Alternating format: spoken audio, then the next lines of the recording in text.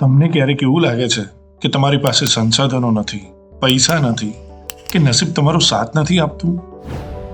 તો જરા આ માણસ વિશે વિચાર કરો, જેની પાસે જિંદગી જીવવા માટે બે હાથ જ નહોતા. હું વાત કરું છું જમ્મુ કાશ્મીરના એક નાના ગામમાં જન્મેલા આમિર હુસૈન લોનની. જ્યારે માત્ર 8 વર્ષનો હતો ને, ત્યારે એક ગંભીર અકસ્માતમાં એણે પોતાના બંને હાથ ગુમાવી દીધા. સમાજ માટે, દુનિયા માટે એ લાચાર બની ગયો હતો. લોકો કહેતા હતા કે હવે આખી જિંદગી એ બીજા ઉપર નિર્ભર રહેશે, આનું ભવિષ્ય અંધકારમય છે. પણ આમિરના મનમાં કંઈક જુદું જ ચાલતું હતું.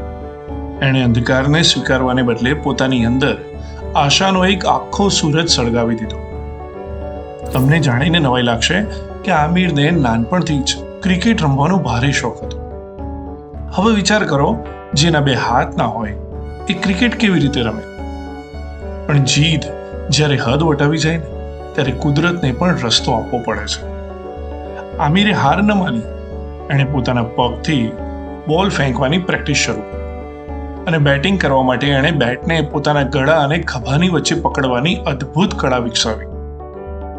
એ જ્યારે મેદાનમાં ઉતરતો ને, ત્યારે લોકો એની મજાક ઉડાવતા, પણ એણે લોકોના શબ્દોનો જવાબ પોતાની જીભથી નહીં, પણ પોતાના પરફોર્મન્સથી આપ્યો. એણે એટલી મહેનત કરી, એટલો પરસેવો પાડ્યો કે એના પગની આંગળીઓ અને એની ગરદન લોખંડ જેવી મજબૂત થઈ ગઈ. એણે સાબિત કરી દીધું કે અક્ષમતા શરીરમાં નથી હોતી, એ તો માણસના વિચારોમાં હોય છે. આજે આમિર હુસૈન લોન જમ્મુ કાશ્મીરની પેરા ક્રિકેટ ટીમનો કેપ્ટન છે. એ દુનિયાભરમાં પ્રોફેશનલ ક્રિકેટ રમે છે. સચિન તેંડુલકર જેવા મહાન ક્રિકેટરો પણ એની બેટિંગ જોઈને એને ગળે લગાવવા માટે મજબૂર થઈ ગયા હતા. જે માણસ પાસે બંને હાથ નહોતા, એણે આખી દુનિયામાં ભારતનો ડંકો વગાડી દીધો. અને આપણી પાસે તો ભગવાને આપેલું આખું સાજું નરવું શરીર છે, બુદ્ધિ છે, શ્વાસ છે.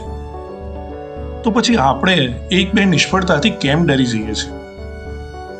તમારી મુશ્કેલીઓ આમિરના સંઘર્ષ સામે બહુ નાની છે.